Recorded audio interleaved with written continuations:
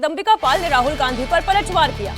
उन्होंने कहा कि राहुल गांधी देश को गुमराह कर रहे हैं। उन्होंने चुनाव आयोग को कोई सबूत नहीं दिया है।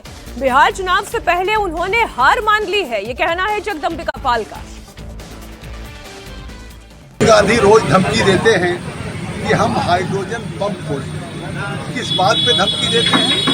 कि वोट चोरी की। और जब वोट चोरी की बात वो करते हैं, चुनाव आयोग उनको लिखित करके कहता है कि आइए, और जो हम चुनाव के पहले बिहार में डोर टू डोर वेरीफाई कर रहे हैं, जो सही मतदाता हैं, 18 साल के हो गए, अगर वोटर नहीं तो वोटर बनाएंगे, चाहे किसी जाति धर्म बिरादरी के हैं, अगर वो भारत के नागरिक हैं, अगर किसी की डेथ हो गई तो उसका नाम कटेगा, कोई कहीं चला गया तो उसका नाम वहाँ से डिलीट होगा।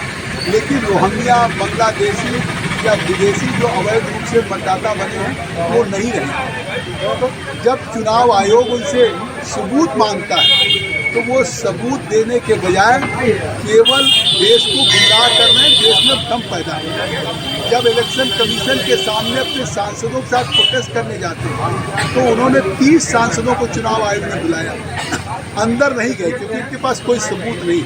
अब वो कह रहे हैं हम हाइड्रोजन बम फोड़ेंगे। उन्हें पता होना चाहिए कि हाइड्रोजन बम नागासाकी, हिरोशिमा की तरह से विनाश करता है। तो वो एक नेता प्रतिपक्ष होकर के क्या विनाश की कल्पना करते हैं, या उनके मन में इस तरह से है कि देश को गुमराह करना चाहते हैं? पहले चुनाव हारने के बाद ईवीएम पे ठीकरा फोड़ते थे, अब चुनाव के पहले ही बिहार के पराजय स्वीकार कर लिया।